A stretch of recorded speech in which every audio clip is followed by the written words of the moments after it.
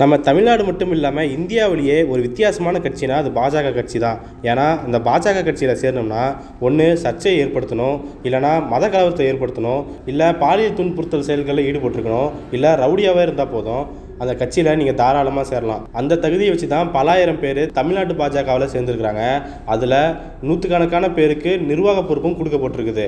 இது தொடர்பான லிஸ்ட்டை நம்ம ஏற்கனவே வெளியிட்டிருக்கிறோம். இப்போ ஏன் இதை சொல்கிறோம்னா, இந்த பேசிக் கிரைட்டீரியாவெலாம் தாண்டி வெறும் சர்ச்சைகளை உண்டு பண்ணி அப்பீஸ்மெண்ட் பாலிடிக்ஸ் பண்ணியே லேட்டஸ்ட்டாக பாஜகவில் சேர்ந்து இப்போ எம்பி ஆகியிருக்கிற நடிகை கங்கனா ரனாவத் அவர்கள் தான். பாலிவுட் நடிகையான இவர் அண்மை காலங்களில் சில சர்ச்சைக்குரிய கருத்துக்கள்லாம் பேசிட்டு இருந்தாங்க. அதை ஒட்டி அவருக்கு கவர்மெண்ட் பாதுகாப்பெல்லாம் வழங்கப்படுச்சுன்னா பார்த்துக்கோங்களேன். அதுக்கு முன்னாடி அவர் தொடர்ந்து பேச நீங்கள் ஏங்க வெளியே நின்று பேசிட்டு இருக்கீங்க, நீங்கள் கட்சிக்குள்ளே வாங்க அப்படின்னு சொல்லி அவங்கள கட்சிக்குள்ளே சேர்த்துக்கிட்டாங்க.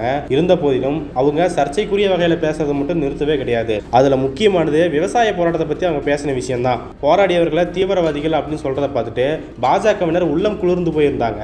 ஆனா இப்போ அதே விவசாயிகள் பத்தி கங்கனா ரனாவத் பேசிய ஒரு பேட்டிக்காக இப்போ பாஜகவே நடுங்கி இருக்குன்னு சொல்லலாம். அவங்க நடுங்கி போய் இப்போ கங்கனா ரனாவத்திய மன்னிப்பு கேட்க வச்சிருக்காங்க. ஸோ வட இந்திய மாநிலங்களில் இன்னைக்கு பேசு பொருளாக இருக்கிறது கங்கனா ரனாவத் அவர்களுடைய மன்னிப்பு வீடியோ தான். மேலும் மன்னிப்புனாவே நமக்கு எது ஞாபகம் வரும்? ஒன்று பாஜக, இன்னொன்று சாவர்கர். ஸோ சாவர்கர் வழியில் மன்னிப்பு கேட்ட பாஜக எம்பி கங்கனா ரனாவத் அப்படிங்கிற பேச்சு இப்போ எழ ஆரம்பிச்சிருக்கு. ஸோ நம்ம முன்னாடியே சொன்ன மாதிரி தொடர்ந்து பல்வேறு சர்ச்சைகளை பேசிட்டு இருந்த இவர் இந்த விஷயத்திலேயே மன்னிப்பு கேட்டாரு அப்படிங்கிறதுக்கான ஒரு மிக முக்கிய காரணம் இருக்குது. ஸோ இதோடைய பின்னணி பற்றி பார்க்கும்போது சமீபத்தில் விவசாயிகள் மேலே நான் அக்கறையாக பேசுகிறேன் அப்படிங்கிற பேரில் நாட்டின் வளர்ச்சியில் விவசாயிகள் தான் நம்மளுடைய பலமாக இருக்கிறாங்க. விவசாயிகளுக்கு ஏற்பட்டிருக்கிற இழப்பீடு வழங்கணும். எனவே ஒரு சில மாநிலங்கள் மட்டுமே எதிர்த்த இந்த 3 வேளாண் சட்டங்களையும் மறுபரிசீலனை செய்ய வேண்டும் அப்படின்னும் அதை திரும்பவும் கொண்டு வாங்க, அதை அமல்படுத்துங்க அப்படின்னு நான் கேட்டுக்கிறேன் அப்படின்னு சொல்லி ஒரு பேட்டியில் பேசியிருந்தாரு. இதை சொல்லிட்டு இது சர்ச்சைக்குரிய கருத்தாக இருந்தாலும் பரவாயில்ல அப்படின்னு சொல்லியிருந்தாரு. ஆனா இவர் சொன்ன மாதிரியே இது மிகப்பெரிய சர்ச்சையான பிரச்சனையா மாறிச்சு. 2020-2021 விவசாயிகள் நடத்தின போராட்டம் காரணமா நாடு ஸ்தம்பித்து போய் கிடந்தது. எதுக்குமே பின்வாங்காத மோடி அரசு விவசாயிகளோட போராட்டத்தை பார்த்துட்டு அந்த 3 வேளாண் சட்டங்களையும் திரும்ப பெற்றிருந்தாங்க.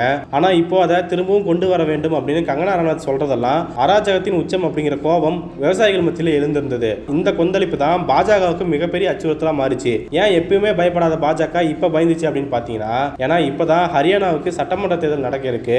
இப்பவுமே போராடிட்டு இருக்கிற விவசாயிகள் முக்காவாசி பேர் ஹரியானால தான் இருக்கிறாங்க அப்படின்னும் போது எங்க கங்கனா ரனாவத் இப்படி பேசிய விஷயம் ஹரியானா தேர்தலில் எதிரொலிச்சிட போகுது அப்படின்னு சொல்லி பயந்துகிட்டு முதல்ல இருந்து கங்கனா ரனாவத்துடைய இந்த கருத்தை பாஜகவே நிராகரிக்க ஆரம்பிச்சது. சோ இவங்க இப்படி வேளாண் சட்டங்களை திரும்பவும் கொண்டு வரணும் அப்படிங்கிற விஷயத்த பேசுறதுனால அதனுடைய பாதிப்பு எங்க வரைக்கும் போகும் அப்படின்னு தெரிஞ்சுக்கிட்ட பாஜக நிலைமையை கொஞ்சம் சரி செய்யறது பார்த்தாங்க.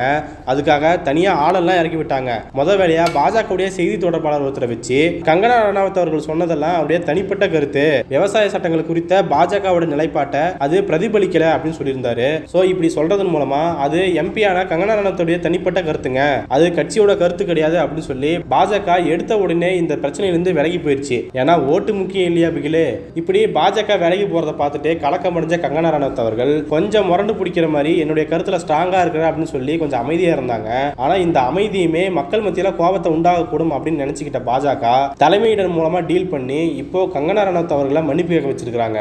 ஸோ இந்த நிலைமையில தான் இன்னைக்கு கங்கனா ரனாவத் அவர்கள் ஒரு வீடியோ வெளியிட்டு இந்த கருத்தை நான் திரும்ப பெற்றிருக்கிறேன் அப்படின்னு சொல்லியும் இந்த கருத்துக்காக நான் மன்னிப்பு கேட்டுக்கிறேன் அப்படின்னு சொல்லி கைகூப்பி மன்னிப்பு கேட்டிருக்காங்க. இந்த வீடியோ இப்போ வட மாநிலங்களில் படுபயங்கரமா ஷேர் ஆகிட்டு இருக்குன்னு சொல்லலாம். முதல் வேலையா அராஜக பேச்சை பேசியவர்கள் மக்கள் மத்தியில் இப்படி மன்னிப்பு கேட்டு தான் ஆகணும் அப்படின்னு சொல்லிட்டு இருக்காங்க. மேலும் கட்சி இருக்கிற தைரியத்தில் தானே இப்படி எல்லாம் பேசிட்டு இருந்தீங்க, பாத்தீங்களா இப்போ தேர்தலில் தனக்கு ஓட்டு கிடைக்காதுன்னு தெரிஞ்ச உடனே பாஜக உங்களை கை கழுவி விட்டுருச்சு. இனிமேலாவது பார்த்து நடந்துக்கோங்க, குறிப்பா உங்க கட்சிக்கிட்ட இருந்தே பார்த்து நடந்துக்கோங்க அப்படின்னு சொல்லிட்டு இருக்காங்க. இன்னொரு பக்கம் இவருடைய மன்னிப்புங்கிறது வெறும் தேர்தலுக்காக தான் எங்களுக்கு தெரியும், நீங்க மன்னிப்பு கேட்டாலும் சரி நீங்க என்ன பண்ணாலும் சரி உங்களுக்கு ஓட்டு வெல்றது கஷ்டம் தான் அப்படின்னு சொல்லிட்டு இருக்காங்க. ஏன்னா நம்ம ஏற்கனவே சொன்ன மாதிரி 2021 இவங்க தெரிவிச்ச கருத்து அப்படிங்கிறது இன்னும் விவசாயிகள் மத்தியில 6வது வடுவாக தான் இருக்குது. ஏன் அண்மையில கூட ஏர்போர்ட்ல ஒரு பெண் அதிகாரி விவசாயிகளை பத்தி தப்பா பேசினாங்க அப்படின்னு சொல்லி கங்கனா ரனாவத் அவர்களை அரைஞ்சிருந்தாங்க. இந்த விஷயம் நாடு முழுக்க பேசு பொருளா இருந்துச்சு. ஏன் இந்த செயலை செஞ்சீங்க அப்படின்னு அந்த பெண் காவலர்கிட்ட கேட்கும்போது விவசாயிகளை பத்தி தப்பா பேசியிருந்தாரு, எங்க அப்பாவும் ஒரு விவசாயி தான், அவரும் இந்த போராட்டத்தில் கலந்துகிட்டு இருந்தாரு அப்படின்னு சொல்லியிருந்தாரு. சோ போராட்டம் தொடர்பாக அவர் பேசிய பேச்சுகளும் அவர் குறிப்பிட்ட வார்த்தைகளும் இன்னும் மக்கள் மனசுல இருந்துகிட்டே தான் இருக்குது. அதை தொடர்ந்து இப்போ இன்னொரு தடவை மனசார விவசாயிகளை சீண்டி இருக்கிறாரு. ஸோ இந்த முறை அவரு கட்சியோட பேச்சை கேட்டுக்கிட்டு மன்னிப்பு கேட்டாலும் மக்கள் மத்தியில் இவர் மேல இருக்கிற கோபம் குறையாது அப்படிங்கறதா பலரும் வெளிப்படுத்தக்கூடிய விஷயமா இருக்குது.